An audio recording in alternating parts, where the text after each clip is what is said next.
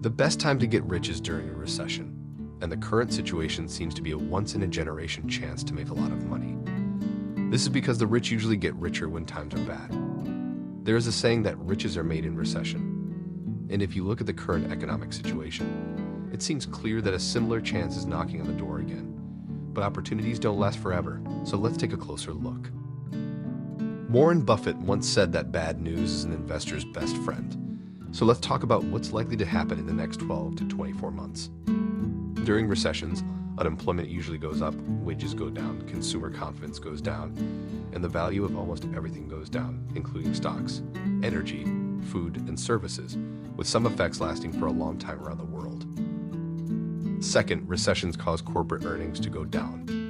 This can be seen in recent quarterly earnings, which have shown slow or negative growth. Squeezed earnings and shrinking employment make the effects worse and lead to layoffs on a larger scale. All of this adds up to a huge drop in aggregate demand, and dozens of companies have been laying off workers. Bank of America said that about 175,000 jobs will be lost every month in the U.S. What does this mean for your investments, and how can you use this information to make money? Let's start with the stocks. JP Morgan's analysis shows that all three major indices have dropped by up to 30% so far this year. They are expected to drop another 20% from where they are now. Since 1946, we can conclude that 30% was the most bearish value. The worst bear market was in the fall of 2009, when the S&P 500 fell 57% for its peak. When the average and the recession are taken into account, these bear markets dropped to a level of 34.8% on average, and markets are down around 25% right now. It is usually said that the absolute bottom is reached when investors start to pull out of the market. This is when things start to bounce back and it's time to recover. Let's talk about real estate. Every area is different, and some places may still have thriving housing markets.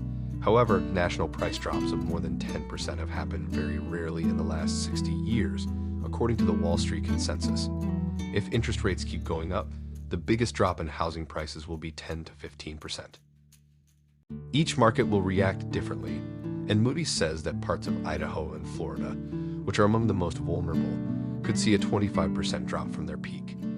In Arizona and Southern California, where this decline tends to last for about a year and a half before bottoming out, this won't make a big difference for people who have fixed mortgages and plan to stay in their homes for the next 5 to 10 years. However, if someone wants to invest in property, they should expect to see certain deals, which we'll talk about next. The third factor is cash. When asset prices are falling, cash could be the safest place to keep your money. This is a big deal when a billionaire like Ray Dalio says that cash is no longer trash. Citigroup has also said that cash is the only thing investors can use to get out of a recession. What can you do about all of this to make money? And why don't most people take advantage of what's coming? What you need to know is below. The first reason why a recession can be a once-in-a-generation chance to get rich is that everything will be cheaper. When everything falls by 30%, when most people think it's not a good time to invest, wealthy people see it as a chance to buy everything at a 30% discount. Warren Buffett said, "When the price of a hamburger goes down, we sing, and when it goes up, we cry." He said that people think the same way about everything else in life except stocks. When stocks go down, you can get more for your money, but people don't like them anymore. So you need to change your thinking and realize that even a falling market can be good for you. The second thing is that there is less competition when times are tough. Companies cut costs to save money and put it in the bank.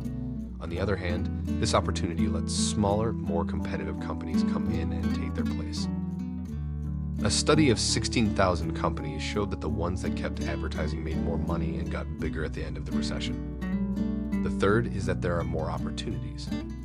The recession is a way for the market to get rid of the weak businesses and give new, smaller businesses and people a chance to grow. Patrick and David made a great analogy a few months ago. The Pico market is like a forest where only the tallest trees survive. You have to act before anyone else does. This is easier said than done. It seems okay to invest in recessions, but recessions are never confirmed. For example, the Great Recession of 2007 wasn't announced until December of 2008. We always find out about a recession when it's about to end, so what can we do? First, you should keep an eye on your market, cut any unnecessary costs, and operate as efficiently as possible. You should also have a plan for what to do if your investment drops by 20 to 50%, including how you'll make up the difference, and if there are any steps you can take to prevent this from happening. Second, you should protect your career. No matter what happens, this will be your best insurance. The worst thing that can happen is not that the market goes down, but that the market goes down and you lose your job at the same time, and then your investment sells off before you have time to recover. This is the best time to learn new skills and double what you have. For example, a 5% allocation of Bitcoin may have boosted the value of your portfolio. Third, only invest for the long term. Usually, you shouldn't invest money you'll need in the next 5 years. The best way to invest is to keep doing things the same way you always have, as seen and observed. Long term, dollar cost averaging or buying at regular intervals is one of the best ways to invest. Stay in the market and keep buying. And fifth, spread out your investments. If you can't handle a 20% drop in price, it's likely that you've invested too aggressively. For example, if you put a lot of money into US tech stocks, you should try investing in real estate where rents seem to be more stable. This will give your portfolio more support and make it less likely to fall apart. If you liked what we did, give us a thumbs up to encourage us to keep going by sharing our video and subscribing to our channel. Till then, we'll see you in another video.